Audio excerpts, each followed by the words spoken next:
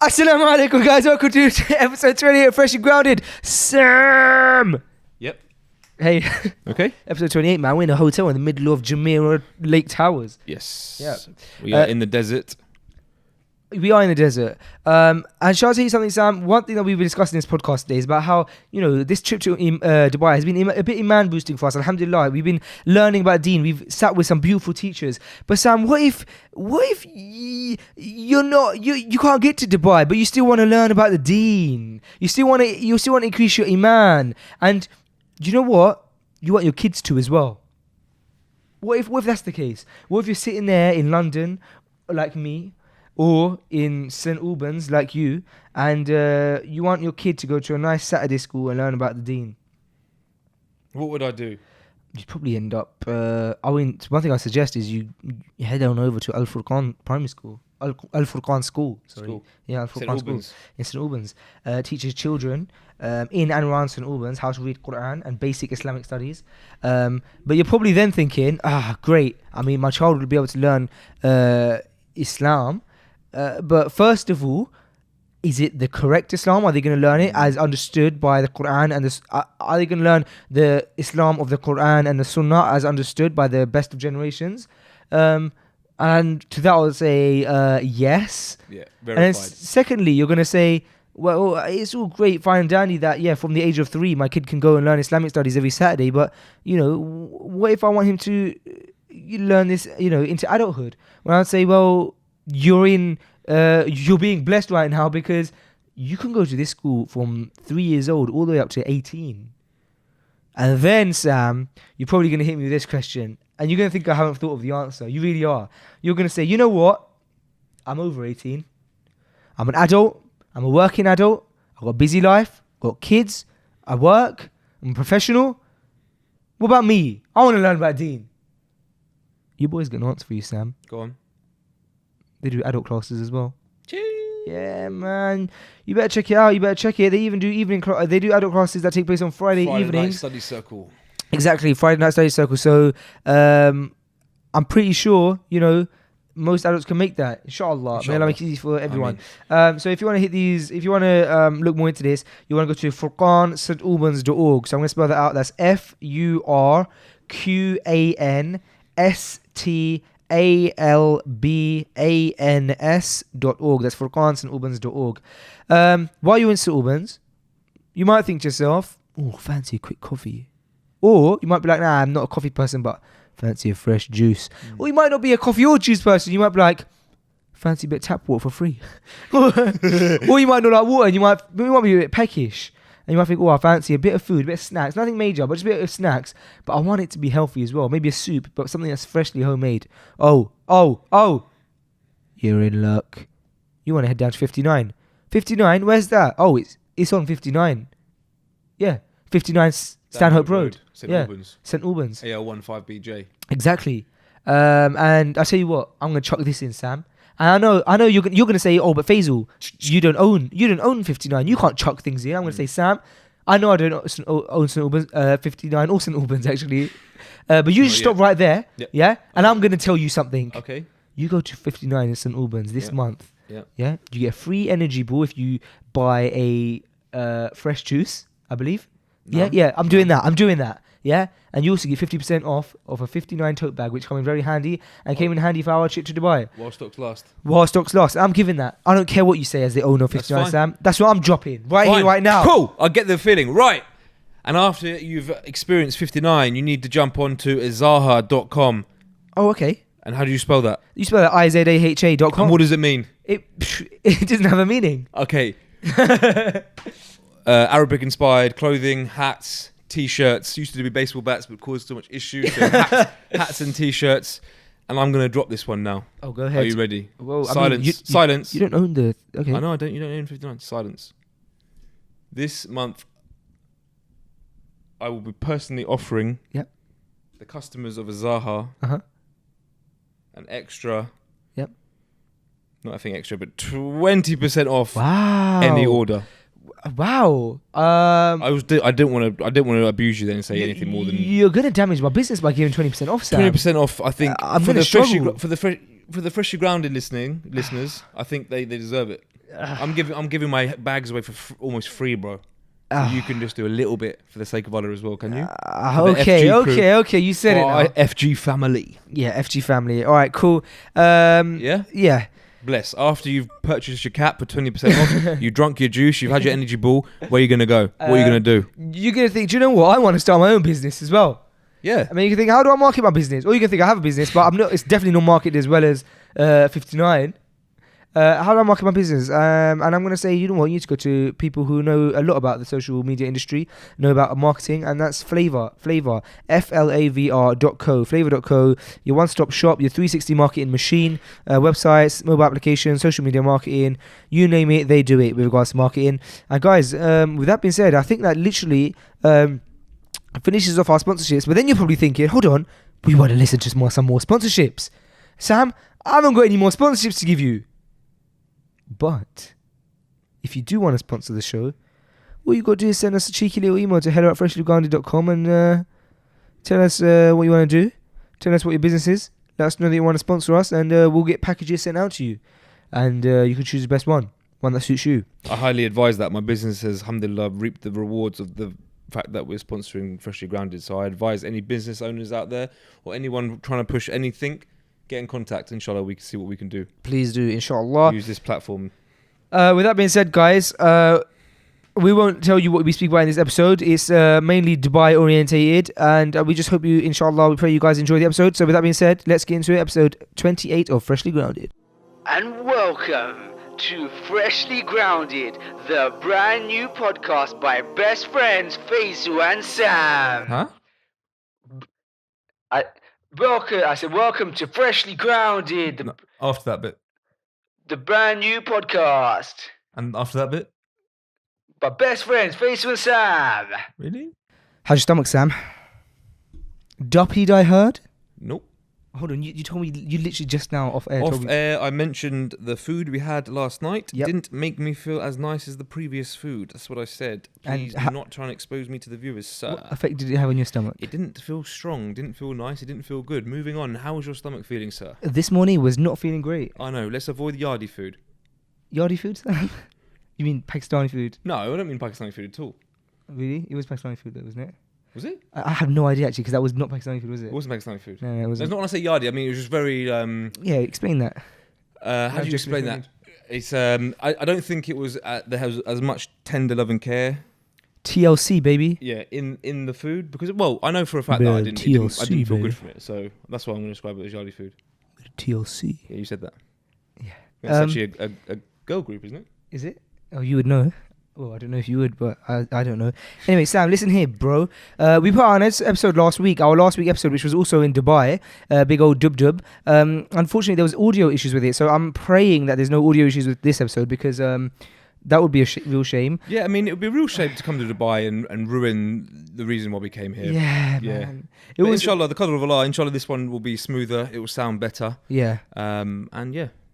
Yeah, and inshallah this one will be out on time. Yeah, I mean, that's down to you. So what can we expect? Down to internet. Yeah, there's internet, strong internet here, strong internet at Shahid's house, strong internet at the mall. I don't know really what other excuses you've got. Yeah. We're also in a different location. Where we at? You tell me, baby. We're in Dubai, but we've moved from the hood. Come from the suburbs, the hood, Yeah, and right into the belly of the beast. Yeah, we made it, baby. We're in We're in the towers, baby. We're in Jumeirah Lake Towers. Yeah, it feels good to be by the lakes. Yeah, man. Have you actually seen the lakes? Of course I've seen the lake. I took a Yeah, walk of course. up there. Yeah, I see. Yeah, I didn't. Today was the first time I saw it. It was beautiful. Did you take a walk up there? Yeah, man. I walked That's all nice. around it. So there's basically, this is the free zone. This area is the free zone. What does that mean? It means you don't need to have a sponsor to be able to come and open a business here. Anyone can open business in this area. Really? Yeah, in select zones. So the zones that I've been looking at today, this is B, and then there's X over there, and then there's M. There's like they're all over here, and there's lakes all around it. So these are the free zones. Nice. Yeah. So I learnt that today. Nice. But it's cool, man. There's a lot of things going on around here. Yeah, as you can see behind us, if you're watching this on the old tube, the old YouTube, you'll be able to see that there's buildings behind us, skyscrapers. It looks like we're in New York City, baby, but we're not. Why do I keep saying the word baby? We both said baby a few times. Yeah, we have. Yeah, man. So listen, guys, this is we said we were doing it. We did an episode at the beginning of Dubai, at the beginning of our Dubai trip. We didn't have much to drop down. We didn't have much to give to you guys because we had just landed. It's fair to say. Gave quite We gave a powerful podcast. So, yeah. So we do. Talking about Dubai. Man. Yeah, we just landed, didn't we? Powerful podcast is all we do here at Freshly Grounded. But you know, it's fair to say that your boys were tired. It's fair to say that we had just landed. It's fair to say we had a bit of culture shock. No, that's not true. We probably had no culture shock at all. It was lovely. We had prayed Fajr in the masjid. It was a beautiful transition. Doesn't even it was quite easy, wasn't it? Alhamdulillah. But now we are at the end of our trip. As you guys are listening to this, we will actually be back in London. I'll be back in London. Sam will be back in St Albans. And inshallah, as long as Allah permits us for us to get home safely, make dua. So Sam, how has Dubai been now that we've actually experienced it, man? My experience of Dubai has been a delightful one. Yes. The start of it, we've obviously spent a few days in the suburbs, where alhamdulillah there was lots of masjids around. Wasn't very built up, so it was, nice and calm. First few days there, had prayed beautiful Jummah, a couple of beautiful Fajrs. Nice and relaxed. Very nice to see that side of Dubai.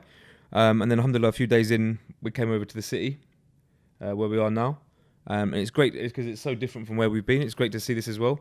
And I'm sure there's so many areas of Dubai that obviously we haven't seen that we would be shocked at, or even more different than this area. So, alhamdulillah. We really did get a beautiful balance, didn't we? We got the balance of like, first couple of days we were in the hood. Actually, we should stop saying that because that is quite offensive to the Shahid who's actually lives there. Who's just walked into the room. Who's a professional, and he definitely doesn't live in the hood. No, he doesn't live in the hood at all. When he was back in back on the he used to live in the hood back before he lived in Dubai. He lived in the hood. Remember he said? Yeah. You remember? Yeah. So we came from the suburbs where there was a beautiful masjid, maybe a 45-second walk away, up to a minute. 45 seconds? Do you think so? Nah. Longer, 2 minutes. I would say me 3 minutes, you 7. It definitely did not take me 7. Me and you got there at the same time every time. So if it's 3 minutes, you 3 minutes. You went off ahead, didn't you? Just a bit slow worker. Yeah, I mean, either way, we came from a town where there wasn't like much in regards to like, tourism and that, and then we came into like the big city with the big lights, the concrete jungle, baby, and stop saying baby. And that's where we're at. And so it was a lovely balance. It's lovely to see both sides of Dubai, and there's amazing benefits to both. Although the former kind of provided us higher iman, so obviously something that gives you stronger iman is better, obviously, as we know. But yeah, man, I love Dubai, man. Like, as you guys know, and I always speak about it, it's such a blessing that we were able to come over here. We did a beautiful sponsorship deal, and we managed to get ourselves over here. And it's been amazing. It honestly has. This is my third time here now, and I just love the fact that you can pray. You can practice your religion. Everything's so freely that it's actually the norm to practice religion here. And so it's so beautiful because there's sisters walking around like in abaya and hijab. There's brothers walking around in thobes, and you're praying, and you hear the adhan everywhere in the mall. But also, it's very westernized, which for me makes me very comfortable because I'm a London boy, bro. I'm born and brought up in the streets of London. Not in the streets. Nah, in a home in the side of just in the outskirts of London. Yeah, but you walk into shops and you hear British. Everything's in English. Everyone's speaking English. There's a lot of British stuff, British businesses here. Although I don't listen to music, I walked into KFC yesterday when I was getting some food, and I heard British radio. Like the radio presenter's voice was British. Yeah, it's a London accent. And even so, it's so British here, but it's also so like you can practice your face so. When you say so British here, what do you mean by that? The British businesses, there's British like you walk into shops, you're hearing British radio, British signs everywhere. I mean, like you could tell it's inspired a bit by Britain, somewhat, or by the West anyway. I wouldn't say British, yeah. I mean, the radio station. That's what it reminds. Yeah, you've obviously had the experience of radio station. But I don't look at Dubai and think Great Britain at all. The roads are American. It's like New York in the desert. Yeah, but what I'm trying to get at is that I can practice my faith. Yeah, sorry. But I also feel comfortable, like in the sense that, which is a shame because I shouldn't like have to have like bring London with me to feel comfortable. But you know, it's just the fact that I can speak English with everyone is a nice touch. Absolutely. Have you noticed how many expats are here? There's so many. So there's a massive Filipino community here. So many. Lots of Pakistani brothers, Bengali brothers, Indian brothers, and today I found out that there's a huge amount of Russians here as well. Really? Like a massive amount of Well, Russians. I've bumped into a lot of English people, Have like you? white English. Well, literally people. bumped into. No, not literally bumped into, but I was in the mall today, for example. Just, you know, I'm seeing like groups of people. I'm seeing and stuff, and they got full on English accents. Yeah. You've had a very British experience. No, I'm just trying to explain. I'm trying to give it like a balanced. It's view. definitely it's a very westernized this area, especially. It's a very westernized area, country, isn't it? But as Tim Humble was telling us yesterday, which we will go on to, but he was saying to us yesterday that people seem to have Dubai a bit wrong. Like, it's still very Islamic. Like, in the sense that, you know, you go to Sharjah, you go to Warqa, is it Warqa? Am I pronouncing it right? Yeah. You go to these places and it is very Islamic, and it's still an Islamic country, still Islamic lands, and there's no doubt about it. You can hear the azan, you can see masjids every few minutes. Yeah, there's prayer rooms at every sort of shopping area. Yeah, it's definitely well, from my short experience here, it looks like a place that you can practice your religion quite freely. Yes. And in a well, you know, you can't really go. Well, obviously Westfield there's prayer rooms, but you can't really go out in London and just see that little sign up there, the prayer room scattered around everywhere. And also, like, you know, if you got women in your family who are wearing hijab, wearing abaya, and they're getting on the tube, like, you do get a bit worried about them. Whereas here, not It's at all. normal, isn't it? Yeah. All right, so let's break down our trip. Let's break it down. Break it down. We landed. We did. We mentioned that you had sleeping prayed tablets in the plane. Fajr. Yep. We slept. We woke up. I think, did we do freshly grounded almost straight away We did freshly grounded that day. that day? What did we do? I'll tell you my favourite parts. Jet skiing was fun. Jet skiing was a really fun. That's a good little adrenaline buzz. Yeah. My highlights would be jet skiing. I was The expecting dinner to get- last night. Go on. I was expecting to get really good GoPro footage at jet skiing, and unfortunately, I framed the GoPro really wrong and got really bad footage. It was almost useless. The footage was It's nice that people could see that you on a jet ski. Yeah, but yeah, it wasn't that strong, was it? It wasn't strong at all. You were a little bit annoyed that I faced the camera the wrong way around. Be honest. Slightly, Yeah. but you're my bro, man. It's almost like you should if you have such GoPro ain't if you gonna have get such to a us. strong vision, you should probably try and express that and tell someone, not expect them to know. Yeah, it's my bad. Yeah, you're right. It's all my fault. Yeah. Yeah. The mall. How did you find the mall? Did you like the mall? I'd like to see it again. Yeah, I went to it again today and explored it a bit more proper. Enjoy it. Yeah, yeah, it's massive, man. Yeah, it is. It was obviously it's an amazing mall. I just found it was intimidating. The prices, everything's more expensive than London, bro. But I told you, it's So mad as soon as I expensive, start yeah. looking at some price tags, I think, do you know what? I'm not going to do no shopping here, man. Bro, me and Shahid went to this a sweet shop today, and like there was this like little tub of sweets. That's like, honestly, bro, it's like buying a little tub of Skittles, like no bigger than like the length of my little finger, maybe a tiny bit more. That's the size of the packet, and it was 95 dirhams, which is about £18. Is it 19 pounds? Madness. He's like, they're very high in demand, but yeah, I mean, it's not cheap living here by any stretch of the margin. But I still think it's more expensive living in the UK. How? Not in regards to the shop, like buying clothes and stuff, but in regards to like the fact that, you know, you get taxed over there. The house prices here, like rent prices and stuff, from what I've heard, they're not like. To be fair, actually, Yeah. you're right. Actually, sorry, because I was under the impression that rent and general life is so much more.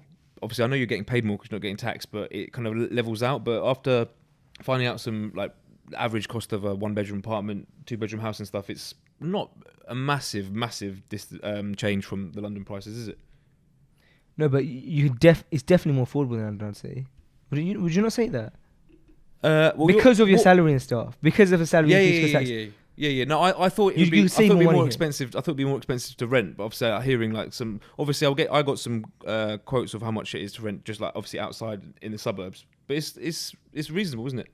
Yeah, and you got to also bear in mind that the suburbs, like, it means that you're driving within 20 minutes. You're driving into the centre of Dubai. Whereas that's like right now, if you want to drive into the centre of London, if I want to drive into the centre of London, it would take me 20 minutes on a really good day where there's no traffic, and it would take you like 35 maybe minutes on a day where there's no traffic. So it's not any different. Honestly, You're like right, you're right. It's affordable, isn't it? Yeah. And then I think should we just skip to the highlight of our trip? Yes, go on. We were dying to talk about it. Yeah, we are dying to talk about it. Where do I start? So coming out here, we knew that Ustad Tim Humble lives out here and teaches out here. That's what we knew. Mm-hmm. Hold on. We knew that he lived out here. We knew that he taught out here, and we thought it would be amazing if we could potentially get. Bro, I'm really going slow. Why don't you take over? Yeah, and my mind's gone completely blank. I know I need to change the camera as well, but Mohammed Tim Humble lives out here, and he teaches out here.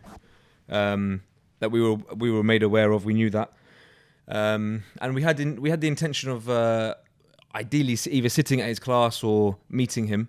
And then we found out they might not be at his class, and then we weren't sure if he was going to be there. Then we thought he was going to be there, and then we went there. Alhamdulillah, he was there. We met him briefly.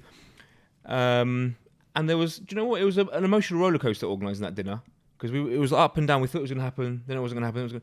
We were all so. Well, you missed the part where like we wanted to go for dinner with him. So we went to his. All we knew is that we were going to go to his class, wasn't it? Yes.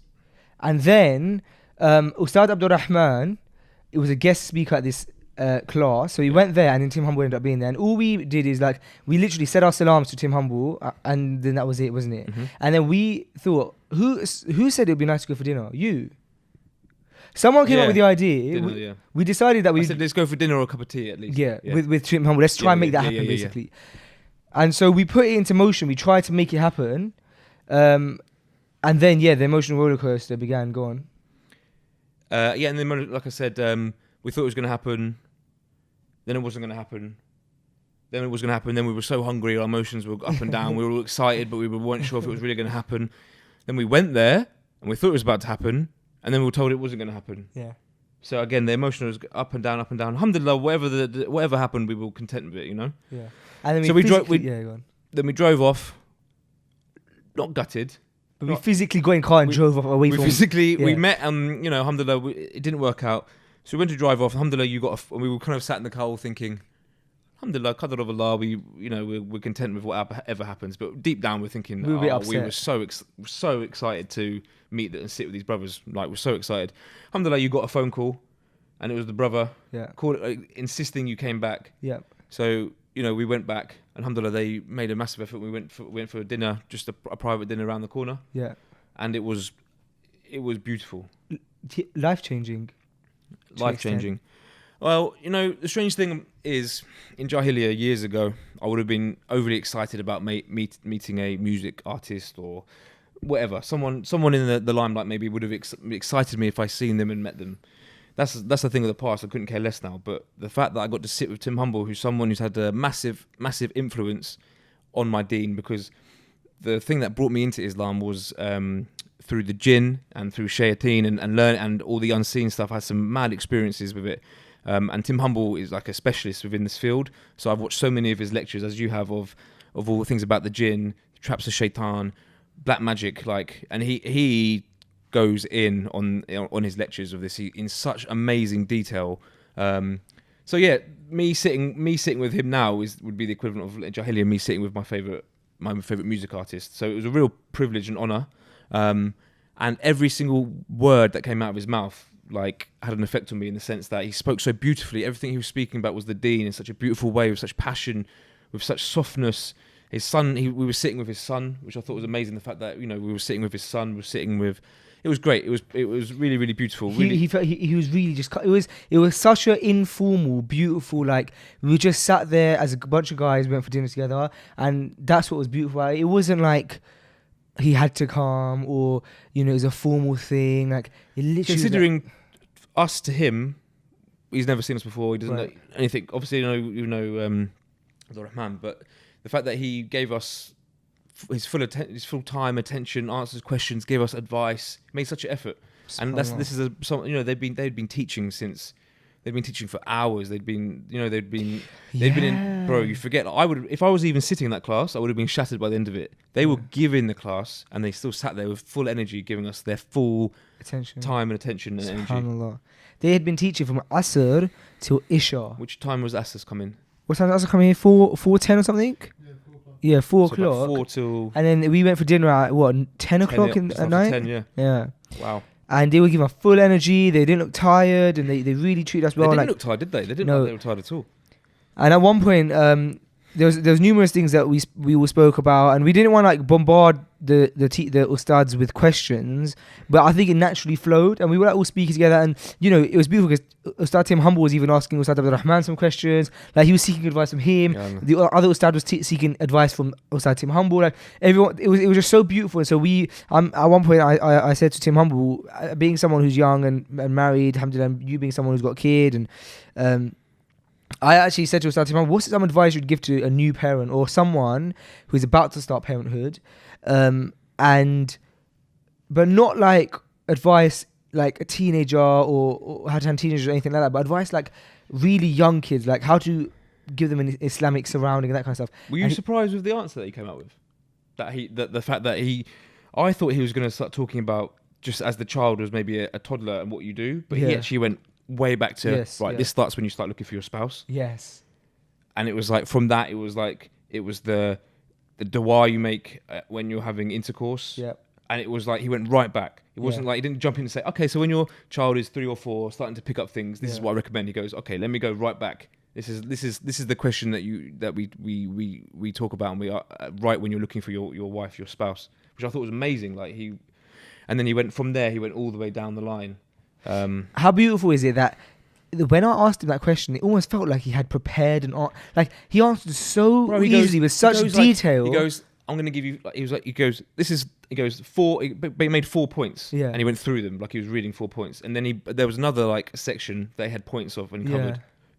It's like he had like research for that. Like it's so beautiful. Like off the top of his head, he could just give such an amazing answer, and he speaks so well. May Allah bless him, man. May Allah bless him. I mean, man, guys, honestly, if you haven't been able to benefit from a lecture of Ustad Tim Humble, honestly, check it out. He gives a lot of lectures about different things, man. And there's anyone can. I mean, if you're a Muslim or non-Muslim, you can benefit from Ustad Tim Humble.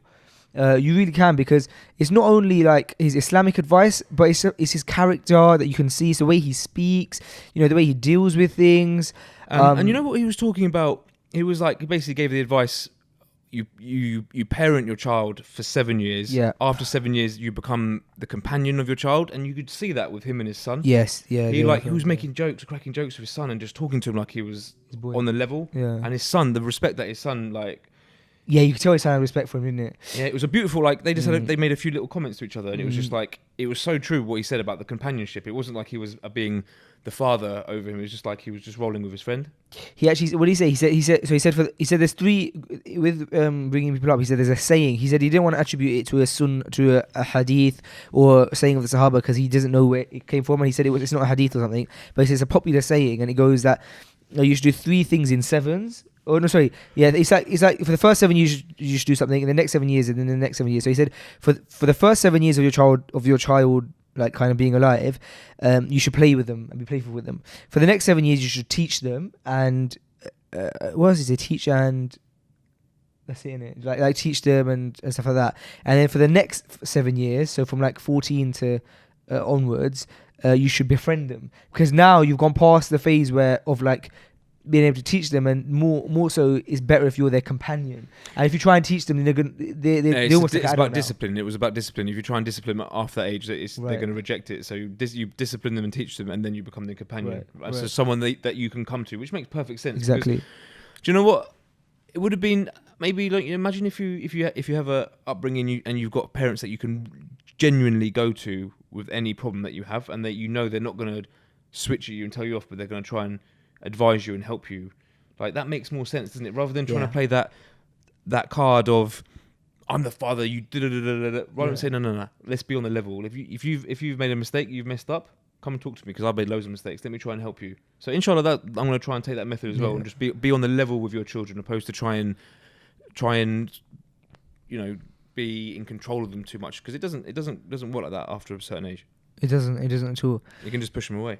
100%, man. You can definitely push them away. And how many the mosques? The other thing I wanted to mention about Dubai is the mosques here. Beautiful. Like, every single one I've been to is really beautiful and clean, and smells beautiful, and has a beautiful atmosphere. That one that we prayed Maghrib on the palm. Oh, amazing. Subhanallah. That, Even the azan. Yeah. Subhanallah. Subhanallah. The thing about the mosques here in Dubai is that they're so big and grand and beautiful, and like you go to a side street in like the middle of nowhere and you see a massive mosque that's so grand and so beautiful and so well kept, and it's just like it's on the side. Like, whereas if there was a mosque like that in the UK, it'd probably be the biggest mosque in the UK, or at least definitely one of the biggest mosques and one of the most grand mosques. And in Dubai, it's just like one of the mosques on the side, yeah. And like, look at the mosques, like not in a very, alhamdulillah, we have beautiful mosques in the UK too, and every mosque is, you know, the mosques are the house of Allah, so definitely not in a derogatory term to any mosque. But if you look at the difference between the mosques in the UK, you know, something like the mosque that I go to on sometimes on a regular basis is like next to it's like next to a supermarket. Yeah. Do you know what I mean? Generally, And it's ones like, I go to are old converted houses, and right, things that like kind of stuff. Yeah. But you know what, the khushu when you pray in these big masjids, Yeah. like it's just different, isn't it? Exactly, Your man. levels, like, Yeah. Inshallah, England changes and more masjids come our way, more beautiful masjids, which I know isn't always necessary, but wallahi, when you pray in a beautiful masjid, it does have I think it does have a different effect on you, man. Bro, and today, when you weren't there, we went to Maghrib, me and Shahid, and there was kids like playing football in the mosque car park. It was just so beautiful to see, because it's like, it was just so beautiful to see that even. I Just saw like an kids. interesting mosque today What did you see? on the JBR. It was a big skyscraper, and it had a mosque at the bottom of it. Really? But no minarets or anything like that. But it just said Dubai Mosque, and it looked like an office. Did you go in there? No, Okay. That'd be interesting. I was busy at the time, but Yeah, he pointed out. I said, "Look, there's a mosque there." I felt like saying, "That's not the most beautiful mosque I've seen out here, but alhamdulillah." Yeah, alhamdulillah. Yeah. Yeah, man. We went to JBR Walk, didn't we? So JBR, there's parts of Dubai that are like really almost like empty, and then there's parts that are like so busy. It's like you're in the middle of New York, Mm-hmm. and that's what like JBR Walk is like. It's like there's just like every big brand you can imagine, all the big shops you can imagine. It's like Oxford Those are Street. nice restaurants. Really beautiful though. It was really nicely done, I thought. It's really beautiful, bro. Everything in Dubai just comes across so clean and modern and clean. I don't know how else to say other than clean. Like the streets Do are you know what it is? clean. You can just see that there's money here, because you're right. Look at it. All the buildings are just beautiful. Yeah. Everything's clean, beautiful. There's no rubbish anywhere. There's no little stuff everywhere, is there? Anyway, is there? There's even I went and did made wudu in the masjid one of the first days, and there was a toilet attendant. There was a toilet attendant in the masjid. Oh, the toilet. I went to the toilets. You said they were quite nice. Like, yeah, they were in there. The one Yeah, where they're, we did. they're made nicely. Yeah. Yeah, but there was someone in there Yeah. cleaning up after people, like as a standard. It's amazing, beautiful, man. Yeah. There's blessings here. There's blessings here, alhamdulillah.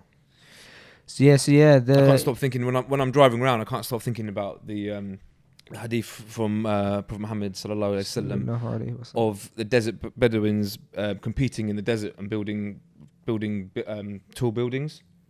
Paraphrasing what it is, but every time I like drive past the buildings, that's literally just like what rings to my mind. Are you familiar? You know what I'm talking about? Yeah, you mentioned it. You mentioned it just off the podcast. Yeah. I think that is beautiful. Yeah. Sorry, I was looking at you so blankly. Yeah. Reason being because as you're telling me about a beautiful hadith, I was noticing that there's spotlights above our head, and about how much better that would be for the video. No, because it would have made the reflection. Oh, you might be right. I'm As long as right. we can be seen. This is nice, man. Can we be seen? Yeah. You can be seen, yeah. People don't need to see the deep details of what we're wearing. Yeah, it's mainly a podcast. You've got innit? dirty socks on anyway. I have, bro. You know that. Yeah, no, I thought that, You but no. should. As soon as that goes on, that means that all people are seeing is just. Appreciate room. you mentioning my dirty socks, though. Definitely. I've got your back, bro. Thanks, bro. Okay, we're back from our break. I do apologize for the breaks in this episode, guys. I just we don't have a producer for the episode. I do want to make sure that the audio quality is running fine throughout the podcast, and so having to stop it every now and again just to ensure that is just what we're gonna have to do. So it seems so good so far, alhamdulillah. But yeah, just we don't want to repeat of last week, especially while we're out here. But next week we'll have Red back. Inshallah. Inshallah. Are you missing Red? Because I'm not missing Red because Red's not in my life. But generally, when I'm doing a podcast, it's very nice to have Red there. But I can't say that I'm thinking, I really miss Red, because that would be weird. But I love Red, and he's a top brother, mashallah. But I can't say that I'm genuinely thinking, I really miss Red. That's a very honest answer. Yeah, but he knows I've got love for him all day long.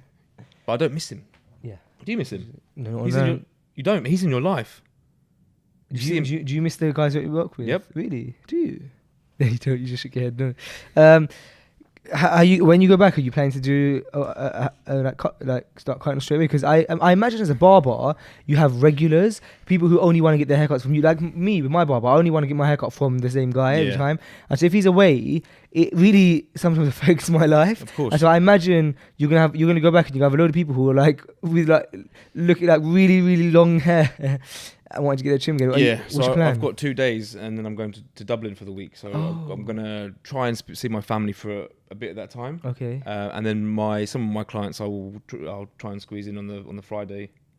I'm going to Dublin like 3 a.m. on Saturday morning, really early. How long are you out there for? I haven't got a return flight yet, so maybe a week. Is that the barber convention poster that I saw on somebody's the salon, man. Sorry? The salon's opening. Oh, that's happening. Oh, really? Inshallah, yeah. But as well as that, there's a convention. Yeah, but that's a minor. We're working at a new salon. Oh, so there's a barber convention. There's a barber event on the Sunday. Yeah. So I'm going on the Saturday. Yep. There's an event that's going to be in our salon in Dublin, Men's Spa Dublin. There'll be an event on the Saturday. So there's a barber event. Why are you that? No, I'm joking, of course. That's amazing, man.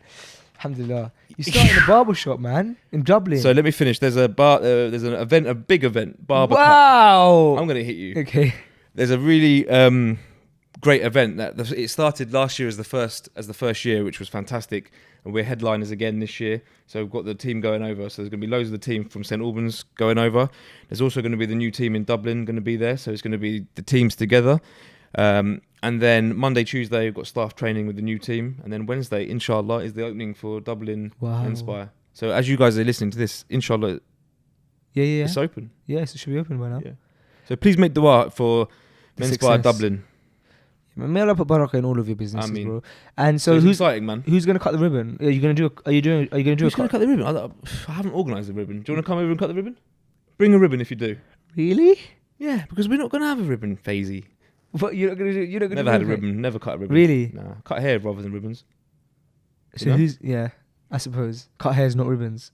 Save ribbons' lives. 2017. Yeah, I mean we'll make something happen. We'll see what happens in it.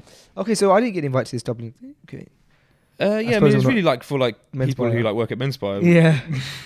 It's almost like you annoyed me like when you didn't go to New York that time. Yeah. You're welcome. I'm not inviting you, but you're welcome in Dublin. Fine. Is that fair? I suppose. Yeah, you're welcome in Dublin. Thanks. I can't stop you. I've tried, but I can't stop you. Okay. You're not invited, but you're welcome. Sure. Yeah. Great. Probably won't be there then. Yeah. Okay.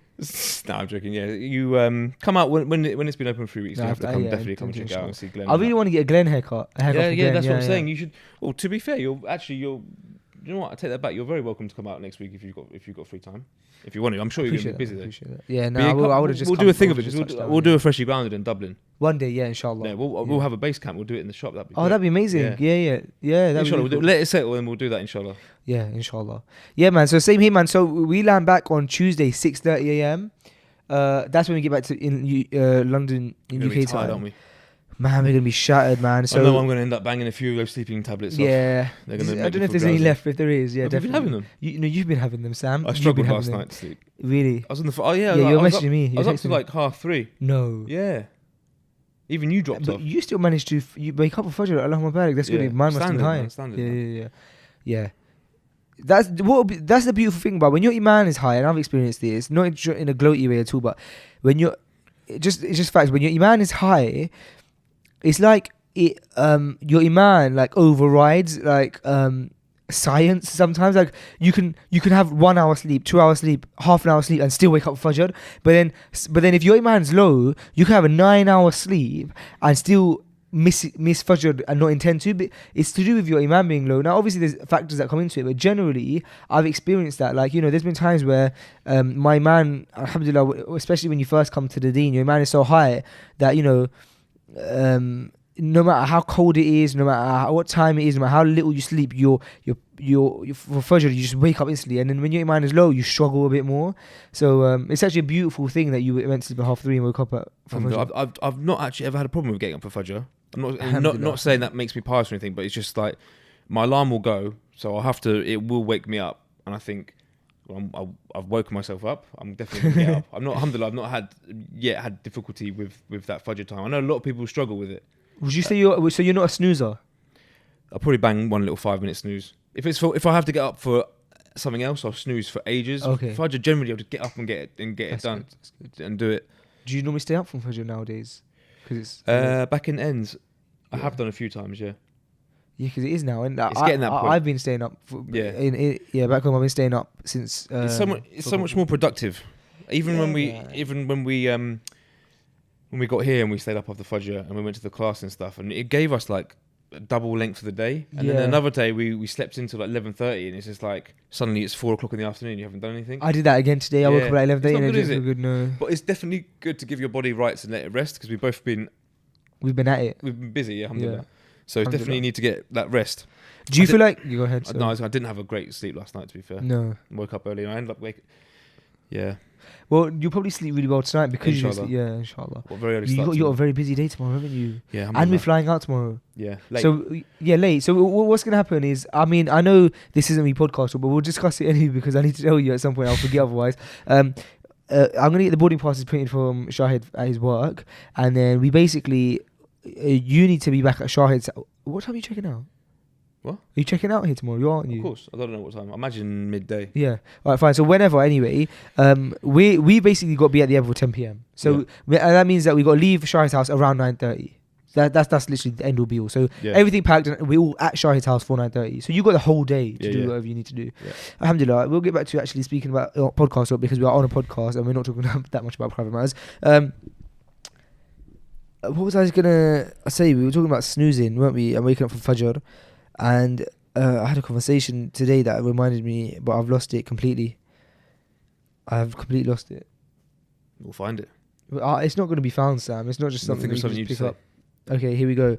I went to a coffee shop today. What one? Let me guess. Go ahead. Bucks? Yep. Shock. Let me guess. You went to Apple first.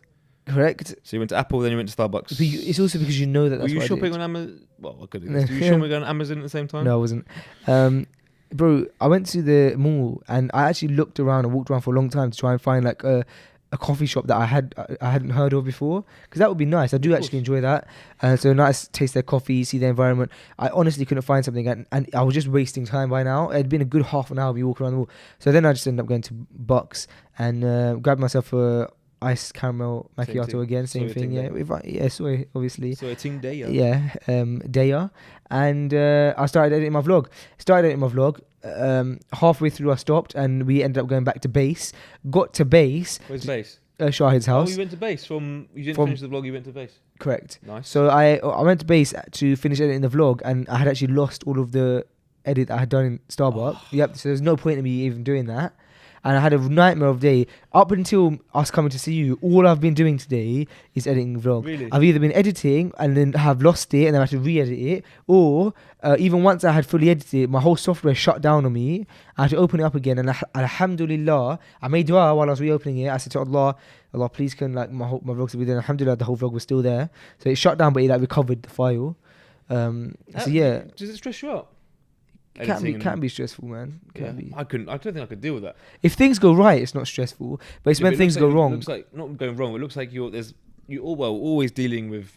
Yeah, bad internet connection. Only when you're traveling. Like we've been traveling, so when you're in the ends, you're fine. Yeah, of course, man. Because I know the internet connection at the office. I know when I've got a schedule of when I'm editing, when I'm uploading. But yeah, when you're traveling, bro, it can be stressful because you're always trying to find. I mean, on our way here to the airport, even in Heathrow Airport, I was walking around while you were shopping in duty free. I was walking around with my laptop in my hand while my vlog was uploading on the airport Wi-Fi.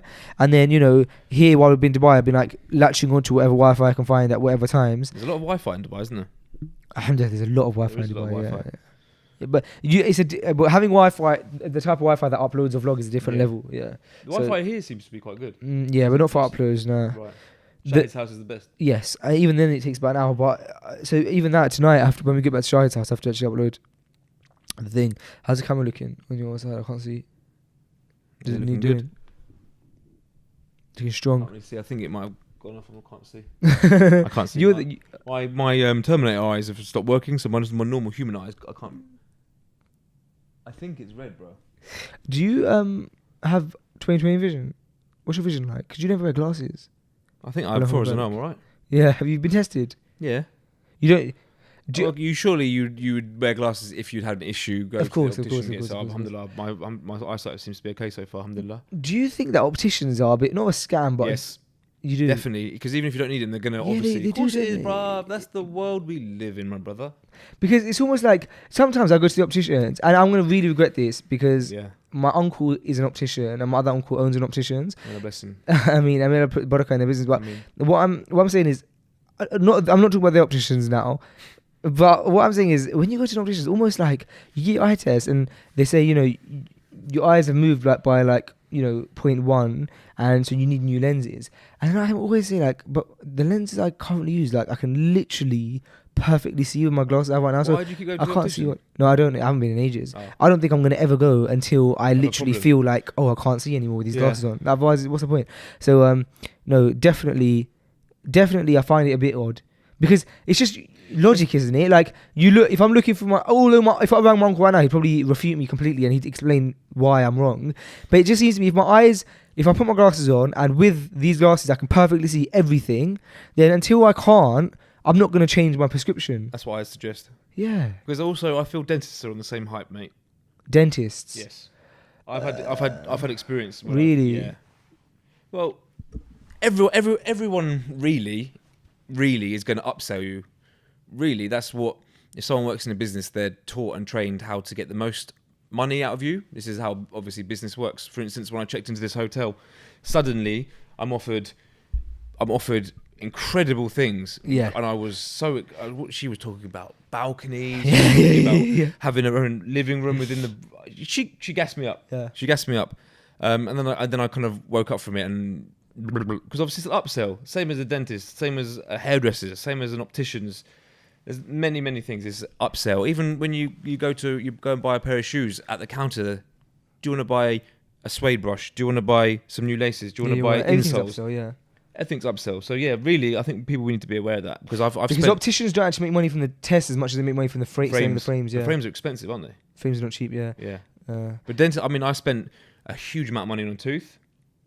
so have I. I've it spent a fell lot of out. money dent. Really? No Yeah. way. I'd allowed it. I thought, you know what? Mm. My man dropped 800 quid on a tooth, and it's not even in my mouth anymore. My I'm work. not saying that's to do with upselling us, but that was an incident that happened at the dentist, which has scarred me because there's a lot of money spent on a tooth that's not even in your mouth. Dentists are very expensive. Dentists make a They very good amount are- of money. They they- make good money, man. They make very good money. They make You have good to money. you have to work hard to become a dentist. Though there's a lot to Mm. it. But yeah, I mean, they do make a lot of money. Yeah, a huge amount of money. I mean, just for a checkup, it's like 30 quid, and it takes them 15 seconds. It's true. If you think about any line of business or anything, everything really is about upselling. Well, for 18 successful businesses, isn't it? No, If you think about it. that's their aim, though, isn't it? Yeah, of course. Even if you just buy, for example, a telly, they're gonna want to get you on the insurance or Yep. the TV bracket or the warranty. You can't just get away with buying the product anymore. They have to offer you Yeah. I just upgraded my phone, and the amount of stuff he's telling me I should have, and you do get gassed by it. But that's the point of it, because you've got someone who knows what they're talking about telling you that you should have it because it's good for you. But you got to just no, Snap I'm fine. out of it, Yeah. Because I went into I was hypnotized by the lady in reception talking about all the different things. Yeah, I have. remember. Yeah. Hypnotized by it. She's like, oh, that sounds good. That sounds Yeah, good. of course it sounds amazing. yeah. She goes, it's only and it's the best view, and you get free drinks, but it's only going to cost you an extra. No, Yeah. I'm all right, thanks. You know. So Josh is in Dubai. Josh is in Dubai. He's actually. He just touched out. He's on his snap. The hotel that we're at. When you just showed me his Snapchat, he was driving literally in this exact area. No, it was where the Burj Khalifa, isn't it? Yeah, but that's That's over that bit, isn't it? 10 minutes down? Yeah, so the palm is to the left over there. Okay. And so he's staying on the palm. So he's a stone's throw if you've got a really good throw. Yeah, like an amazing. Really throw, good yeah. throw. Yeah. Like a robot arm Yeah, like throw. an inhumane. Like if you're not human. He's not too far from us. Right. It was a shame because originally we'd planned to even do this episode with That's him. why I 'cause brought it up, because we obviously, Yeah. I mean, just, He was in high demand. yeah. So we've got one day together tomorrow, and we've got so much stuff on. So you never know. Oh no, we can't do it now anyway. But no, it hasn't worked out. But inshallah, when we get back, when we get back to London, we'll get him in again. No, definitely we will, because people loved Josh's Yeah. episode, and people benefited from a lot. They really enjoyed his personality, which for me, I'm surprised because I've actually travelled with Josh, had a haircut from Josh, sat in a car and gone somewhere with Josh. Where was that? In St Albans. I dropped him home one time. Okay. Oh yeah. And I still haven't managed to be able to understand. With respect, I love the brother. I managed to like understand. I find it hard to read him. Whereas people watch one podcast, and they can understand him better than I can. You don't know if they understand him; they just liked him. You can definitely say you liked him. But I love him. I love him. No Yeah, one, they won't be able. I'm sure fair, you can't work fair. him out. It's not about working him out. He's a lovely brother. You can't. I feel like I feel like he might be like extremely. Is he extremely intelligent? He is, right? Like, because That's a silly question. I'm not going to say. Why is that? Oh, Because because I can't say no. Yeah, I can't say no. Can I? Yeah, no, but he comes across extremely intelligent. That's just me giving observation. You can listen to my observation. He's definitely not stupid. I wouldn't say he's academic. No, I'm not talking about academia. I'm not talking about academia at all. You can be intelligent and not academic. You can be very intelligent. Yeah, and not no, academic. let me finish. He's not academic, but he's got a lot of wisdom and he studies, so he has got knowledge on things, like random things, like really deep random things. Like part of what he does is like his self-development, and when he presents and stuff, he's constantly learning how to better himself in presentation. And when he teaches hairdressing, like haircutting and hairdressing is one part of it, but so he will teach you about energy, about nutrition, and that, because it's a whole thing about how do you get the best out of yourself cutting hair in a salon, how do you give the best service to your client, how do you be the best as a team player. And so he will study. So I asked him the other day, I go, what are you looking into now? And he was like energy, but he really broke down what he was looking at and how to basically get the best out of your energy, which obviously is only going to get you further in life. So he goes deep, and he teaches that as well. He's deep. He's deep. Mashallah. This is like self-development example. Like, he doesn't just talk it; he lives it, and he doesn't. I'd love to ask him about this stuff. The more you talk about that, the more I'm really feeling sad that we haven't got him on. He doesn't. Yeah, we don't worry. We'll sort it out in London. He he doesn't promote that he's into even self-development. He just will go off and he will be constantly learning. Like, he doesn't waste his time. He's constantly doing something. So when you see him teaching and presenting, each time I see him, bear in mind I've obviously known him for years since he started this. From what he was doing like even a year ago to what he's doing now, is a whole nother level. And so that's why it's an inspiration, because he's at the top of the game, but he's so not content with the level he's at. He's going further and higher. And it's mashallah. That's inspiring, man. And that does take an intelligent being. I was speaking to. Yeah, when you said about is he intelligent, like I just my first thought is not maybe the academic side of intelligence. Like he yes, he is intelligent. Yeah, man. Because I was speaking to Shahid about like this mentality on the way up of like thinking outside of the box, and when people have that mentality of thinking outside the box, it's very inspiring. Because I wouldn't say, or I wouldn't know if I don't know. I'd struggle to say that I had that mentality, but the mentality of thinking outside the box, where people do things that are out of the norm, or they go the extra mile. The box. Look at your vlogs. For me, as a viewer. And when I watch you doing your vlog and how you get your ideas, and you'll lock off and you go in your own world and you're actually talking ideas, and you're focusing and you're playing out different ideas, that's thinking outside the box. Perhaps. From my judgment of watching you. But then again, I know that you, yeah. Because I was talking to Shahid about like do you mind me talking about Shahid like briefly about the approach to the job approach thing? Yeah, is that fine? So what I was talking to Shahid about is essentially when Shahid moved out here. When Shahid moved out here, there was like many different approaches that people generally take to do certain things. But the approach he took was to like actively, instead of like waiting for certain people to come to him, he would find out who a certain person is, find out their job role, and approach them. I thought that's a really out of the box thing to do. Like, if I was trying to move to Dubai, for example, I would like go on all of these job websites where, I'm trying to. And he did do this as well. Where I would go on all these job websites where like they're offering jobs in Dubai, UK jobs in Dubai, etc., etc. Go to recruitment stuff. But I probably wouldn't think to kind of reverse it and actively try and find a person who is looking for someone by searching their job role and stuff, and then message them directly and say, hey, I'm looking for this opportunity. But then when he told me that, I was like, that makes so much sense, because you're going to the person who's actually they're looking for you, but you're saying, here I am. Yeah. Do you know what I mean? Yeah. That's good. But hundreds of other people are just applying through a website, and you're skipping all of them that queue by saying, look, I'm right here. Yeah. So, and for me, that's thinking outside the box. I thought that is a beautiful thing. Like, I want to really improve myself on that kind of stuff. Like, if I have a challenge, I want to think to myself, okay, cool. I know the way that most people would tackle that challenge, but let me try and think of an unorthodox way to tackle that. Would you consider yourself to have an unorthodox approach to tackling challenges? No. It's something that would be cool to work on, though, right? You probably do, bro. I can't think. I suppose it's because it's about yourself. Yeah, I don't know. It would take for someone who to analyze you and be ask the question again and actually just listen to the question. Would you say you have an unorthodox approach to tackling challenges? It's a really good question, but I haven't got an answer. I have to think about that. I haven't got this is I don't know. Maybe naturally, maybe I do, maybe I don't. It's a good question though. That's why I got you to repeat it. It's actually a really good question. I think you do for sure. Yeah, Shahid said he thinks you do. I don't know. Maybe I can't make that judgment. Because one of the biggest problems in life is how to financially sustain yourself, and you become an entrepreneur. That's thinking outside the box for a normal 9 to 5. Just to repeat what Shahid said, because he wasn't on mic, he said that he believes that you do, because just the simple fact that you're an entrepreneur, and that's like one of the biggest becoming financially secure. Did you say is like is like one of the biggest challenges, and you've managed to. Yeah, maybe so. Yeah, So bro, entrepreneurship really isn't for everybody, man. Like I would never. I've said it to you so many times, and I definitely don't want to go into it on the podcast, but I do not consider myself a natural businessman or and definitely not an entrepreneur. For me, an entrepreneur is someone like yourself or someone like Omar. Do you know what I mean? Like, I think that's like an entrepreneur. That's the essence of an entrepreneur, and I think that it does. Shahid's right. It does take a special person. I would say you're an entrepreneur as well, aren't you? Well, I mean, you made yourself financially secure to move away from your job to go and to work for yourself. That's pretty, mashallah, that's impressive, man. Perhaps, but let's stop almost throwing dust in each other's faces. It's true. We don't need to do that. We don't need to.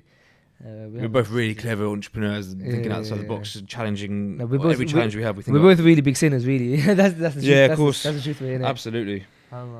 But yeah, man. One thing you said to me before coming out to Dubai, you said that you want to also make sure that this trip is a trip that increases your iman, and you focus a lot on your iman in this trip. And I agreed with you when you said that.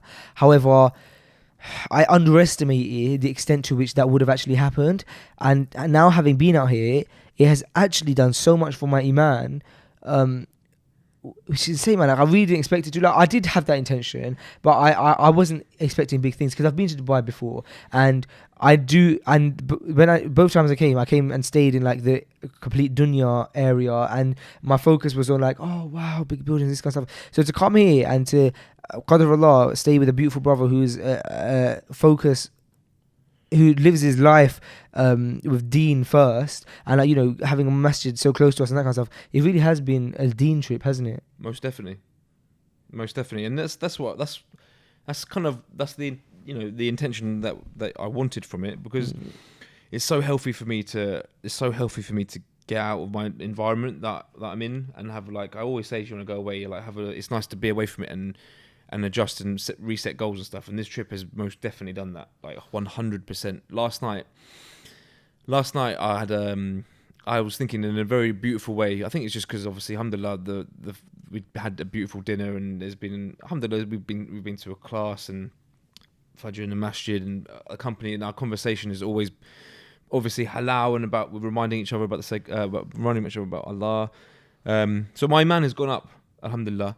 And like I'm again last night, just making these goals, and they're not doing your financial goals. It's spiritual goals. Yeah, and as a father as well, like it's been a real benefit to have a little time away from my family and set some goals as a father as well, alhamdulillah. So I love trips. I really highly, if anyone's stressed, This, work's difficult, school's difficult, college is difficult, university's difficult, whatever it is. If you can not necessarily go on a fancy holiday, but just have a little break and have a little time off, put your phone to one side and just have some time to yourself, it is the most beneficial thing you could possibly do. Just removing yourself from that environment, right? Yeah, exactly. Take yourself away from whatever environment you're in. It doesn't. You could get the train somewhere. You could get. You'd have to go fly somewhere, but just remove it and take time out. It always helps. Makes you think clearly. But when you're in it, it's difficult. I felt the same thing. Yeah. So I feel like I every time I go away is a massive investment in myself, because alhamdulillah, it's a chance I get to reset goals and then really have a good think about things. I agree. One thing I just thought of is that for the last 4 days, I haven't slept in a bed. But I actually You've offered a bed a few times. Yeah. I have been. I'm not. Let me be clear. I've had the opportunity to I could have slept in bed every single night this trip, but I've really enjoyed the floor for some reason. I'm getting a bit worried about myself. Where would you have slept on the first? What bed would you have slept on the first night? Well, the first I was offered a bed. And I was offered a bed, and you didn't. You said no. I'm happy for anyone to take it. You offered yourself the floor. So, and then even when we were here, you offered for them to bring a bed in. Went last night. The bed was free. But I'm not saying it from Pi's point of view, because there's nothing Pi's about being on the floor. But I'm fine. I'm weirdly enjoying the floor for some reason. Yeah. I think the floor is nice, as long as you've got the padding. Yeah, I had a bit of padding. Yeah, padding. Yeah. It's nice. Do you know what it is? Because I think sometimes a bed is slightly restricting. Not this one so much because it's quite large, but quite often you can fall off a bed. There's ends to a bed. Me being quite big, I like to starfish bed. Yeah. So when you're on the floor, you can just put limbs Yeah. everywhere, and you're not going to fall off. That's why I like a floor. And also, one of my fears was that if I was to sleep in a bed, then but every time the camera goes off, I really lose my. If you were going to sleep in a bed, you would fall into too much of a deep sleep. So I wouldn't wake up for Fajr or something. Do you know what I mean? I don't know why I keep thinking that, because I know that I've had lack of sleep this trip. Well, now I haven't. But I was only. I wouldn't let you not wake up for Fajr. I'd throw some water on your head. Yeah, I really do appreciate it. In fact, I'm pretty sure that's a sunnah. Yeah, I think so. Yeah, flick water. Yeah. I probably wouldn't flick it. I'd probably. Yeah, you probably would. Yeah. Dash it maybe. Do you want to look at the camera? Yeah, I trust that you would have. I wouldn't have let you sleep through it, and neither would Brother Shahid. No, that's lovely. He would have dragged you out of bed. Yeah. Or floor. Dragged you off the floor. How have you been finding that? Did you miss that masjid near our house? Of course. Near the place, near the spot. Yeah, don't rub it in. Sorry. I thought, as I did. Unfortunately, I haven't got a masjid close as far as I'm aware. So I didn't have that same feeling for Fajr this morning. But alhamdulillah, we can pray anywhere as long as it's not a toilet. So still, alhamdulillah. But yeah, just is walking to Fajr is one of the most beautiful feelings, because everyone other than the people who are obviously at Fajr is asleep generally. So that feeling, and you just know that you're a very small minority of people up, awake, walking somewhere out of your bed at an awkward time, just simply for one purpose, one reason, one intention, which is to please the one that created you. It's a very, very beautiful feeling, just that walk. And when you come out as well, the sun has come up, there's birds tweeting. It's beautiful. It's almost like you start your day when the world starts. When the world starts, alhamdulillah. I speaking of walking to the mosque, bro, one thing I learned on this trip is the reminder that Brother Shahid sent us on the group about each step you take. For Friday prayer. Can you get that reminder up? It'll be in the group. Yeah, I'm pretty sure that's for walk. There's a specific one for Friday prayer. Yeah. Yeah, read that one out. Okay, well, let me find that, and I will read that out to you in 1 or 2 seconds. So it is every step he will have the reward of fasting and praying for 1 year. Yeah. Yeah, so whoever does ghusl on a Friday and causes his wife to do ghusl and sets out early and comes close to the imam and listens and keeps quiet, for every step he takes, he will be reward or fasting. And praying Qiyam for 1 year. That's big reward. Massive. For every step, it's like you're fasting and praying Qiyam for a whole year. To be fair, I didn't actually know that. Yeah, no, do I. I thought it was just the reward of walking to Jummah. That's amazing. I didn't know that it was the conditions were that you have to what is it? Cause your wife to do Good, ghusl and as get well? your wife to do ghusl as well. Did you know if you pray Fajr in the masjid and pray Isha in the masjid that you're protected between those times by the angels? I feel like that's something that I've heard, but perhaps Yeah. not. Yeah. I haven't Wow. got anything to back that, but as far as I'm aware, that is very much the truth. I should say that with some sort of evidence, shouldn't I? Yeah, we'll get I'll that. present some evidence for that. Speaking, I know because we haven't got ready with us, we're not doing current events. But one thing that has been literally talked about everywhere this week and for the last couple of days while we've been away from home, is that Uber Yeah. have lost their London license. Wow. And I think me and you have two different views on this. You'd be surprised. I was a massive fan of Uber. Yeah. I love the concept of it. I Yeah. think it's great. But I also do know a lot of taxi drivers who have been put out of jobs from it. So like an emotional attachment to the brothers that I know that have lost their livelihood because of Uber. That's why I'm like, that's why I was almost slightly alhamdulillah in some ways, because I know personally know brothers that have literally had to stop being cab drivers because of Uber. So Yeah. it's good in that sense. My argument. Go ahead. Go on, but I know that go on. The reason my argument is the opposite is because, first of all, if we just look at, I'll get to drivers in a sec, but if we just look at the passengers, it's safer for the passengers. They can also just track when it's coming, when it's going to be here, where they can go. They can see how much it's going to cost them, and they know that in order to work for Uber, you have to have certain licenses and stuff. And also, it's safer for them in regards to they know the name of their driver, what the driver looks like, their contact information. They can complain to Uber, so it's completely safe for the passenger. Yeah, you're right. In regards to the driver, first of all, it's safer for the driver because they're definitely getting paid because it's not changed, so the people can't run away from it. It's also safer for the driver because they all equally will know like the name of their customer and that kind of stuff, and so the customer can't really do much. And now, in regards to the cat, and now I'm speaking without knowledge, but I'm just speaking just like my logic here. With regards to the drivers losing their jobs, etc. I feel like it's more impactful on the Uber drivers because if a cab driver loses his, is starting to lose money because of Uber, surely he could, and I know it'd be difficult, it's very ignorant for me to say, but surely he could join Uber, right? And start earning money and work full time for Uber and earn decent money. Now, the people who work for Uber and earn very good money, they can't now turn to becoming cab drivers because not all these cab firms aren't going to hire you. Yeah, you have to like start applying for jobs. It's hard to get a job. A, let me finish. B, let's say I'm a student and I Uber drive for 3 hours on a Tuesday, and I do it 4 hours on a Wednesday, and because I don't have any lectures on a Thursday, so I do all day Thursday, and then I have 5 lectures on Friday, so I don't do it at all on Friday. So I could choose my hours. So it's beautiful for me. So I can't now get a job as a cab driver because cab driving I can't choose. I have to do, most probably I'm going to have to do like a 9 to 5 or whatever, especially if I work for a cab firm. So the beautiful thing about Uber was that for drivers they could choose their hours as well. So that's why I feel like I definitely agree with your points, but I feel like if you weigh out all the pros and cons, I think it's a very bad move that Uber's lost its license in London. But because we haven't been in London, I haven't been able to read any of the like media statements on it and see like exactly why it is they've lost the license or anything. Do you agree or do you disagree? No, I disagree. Yeah. Yeah, you disagree. Yeah, I disagree. Yeah. That's obviously like the point I made. Yeah. Uber's been around for how long? Yeah, only So it's been around for a minute, so those drivers can find other jobs. Taxi drivers, that's people have been doing that for years and years. And Uber's a very new thing.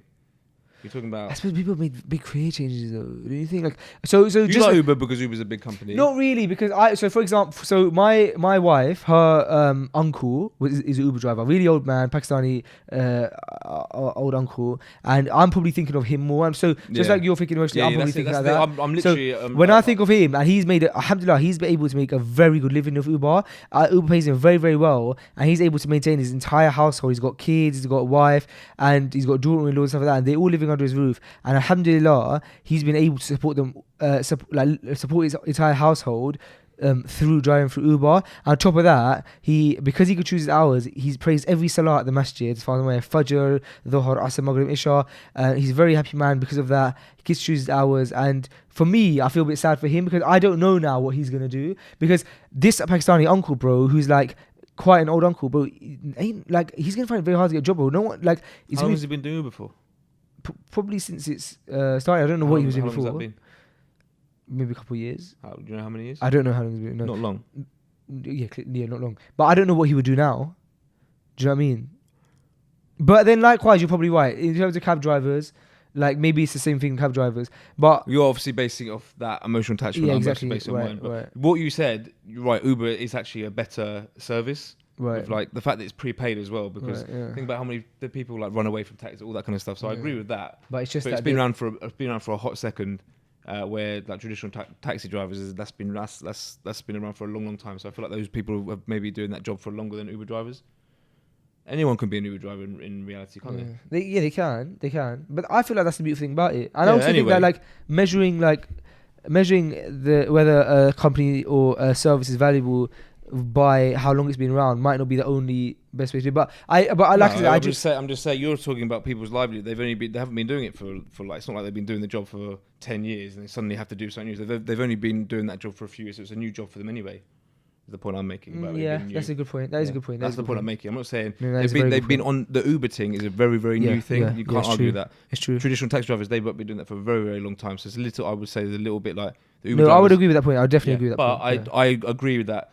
The Uber makes perfect sense, and As I a rate the service, business yeah. model more than anything, because the people who set up Uber, the gentleman who set up Uber, what money did he put into? All he did was create the app. Create He's not- service, yeah. Create the service is incredible as a business model. It's incredible. Yeah, I'll be really interested in eventually, because I just haven't had time to read up about the entire situation, why it's happened, when it starts, and that kind of stuff. And so I'll be interested in perhaps like reading all that and speaking more about it. Like Did on you our know, next episode in as well. Dubai, Ubers are really, really expensive.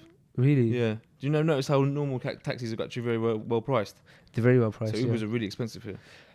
Yeah, there seems to be. There's also so many taxis. That's why when I asked the taxi driver, "Is there Uber here?" He said, "Yeah." I was quite shocked because there's like every couple of minutes you see it, or loads of less. taxis, Yeah. But yeah, but apparently it's more expensive. So maybe it's. I wonder why. Yeah, I wonder why. Maybe. Yeah, I don't know. I wonder if there's a way that they'll allow Uber to like run in London again, but in a way where it's more fair for the other cab drivers. It's interesting, isn't it? It is interesting. It is interesting. And do you know what? I'm literally, when we're talking about, I'm literally just thinking about 2 conversations I've had with people. That's why I almost feel like it's a good thing for them. Like you've got someone in your family. Of course, yeah. That's what I'm basing it on. Right. As a business model, Uber is incredible. And what the points you made about, Safety and stuff. say, oh, Yeah. that's how it should be realistically, Yeah, shouldn't it?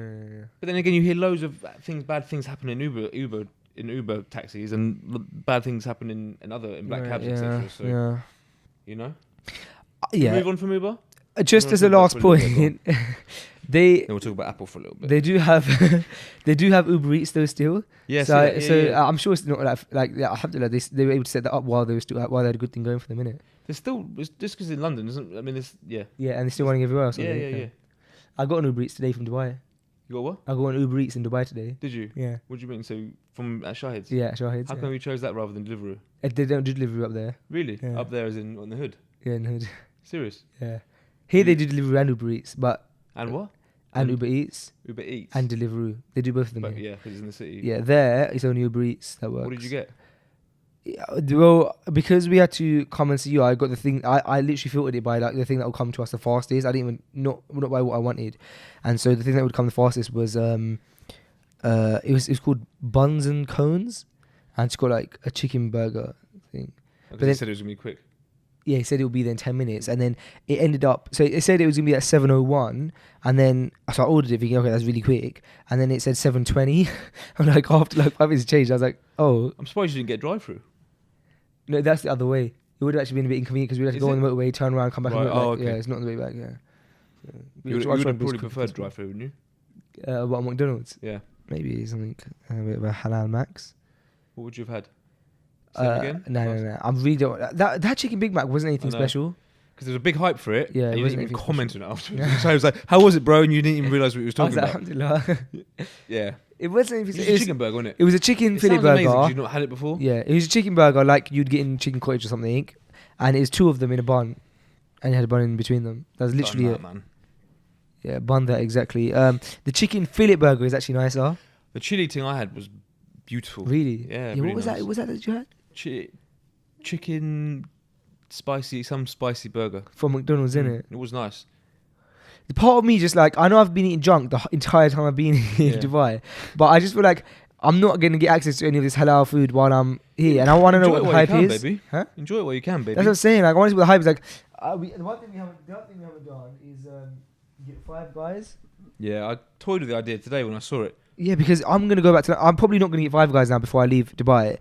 It's just going to be a big chunky beef. Yeah, that's all isn't it's gonna be in it. Yeah, But it's like I just because I remember you when can tick it off. Then you can comment when at work everyone used to talk about Five Guys, Yeah. and because by my old work there used to be Five Guys just there, so everyone used to get it, everyone used to buy it, and it used to be like raver, and I used to just be like, oh, I have no idea what it tastes like. You're the Regent Street one. Yeah, Oh, so it was literally right Yeah. into yeah. right next one. So I actually in last Ramadan I was in London with someone non-Muslim, and he went into Five Guys. I was fasting, and I watched him eat this Five-Star burger. I remember it so well. That's my real memory of Five Guys. Yeah, Looks so like a that's good what I burger, want to do. I man. want to go. So next time anyone talks about anything, I'm like, oh yeah, it's not like now I can be like, if someone's like, oh, the Big Mac. It's okay. Yeah. Yeah. With that, when people say, "Oh, I love the Big Mac," I'll be like, well, "I've had the Big Mac. It's not what you Yeah. ordered." At the minute you can't talk about Five I Guys. can't talk about Five Guys. I can't talk about. I could definitely talk about KFC, Subway already because they were halal there. Talk about McDonald's now. I can't talk about Burger King, but I don't really want. I don't fancy a Burger King. Oh, burger! Do you know what? Do you like Burger King? Do you know what? Yeah, because when I Really? flew to Thailand, I stopped at somewhere Not near Not here. Dubai? Where was it? I can't remember where it was. But they Abu had- Dhabi, Bahrain. keep going. Abu Dhabi, Bahrain. Massive airport. Would you know, Shahid? Sorry, I haven't been listening. What were you saying? An airport A near big massive airport. near these places, near Near one of these these ends countries. that a lot of flights to stop at, and as a Not Dubai International not Dubai. I know Dubai is one of them. What about Turkey? I know it's not that nearby, but people stop. There's stop off. There's. No, it wasn't. It was It was close to here. Oh I really? can't remember. It'll come to me. It must have been Bahrain, bro, because No. Abu Dhabi. Abu Dhabi? Maybe Abu Dhabi. Not many. No, it wasn't Abu Dhabi. It was you would say it. I'll remember. It was Oman.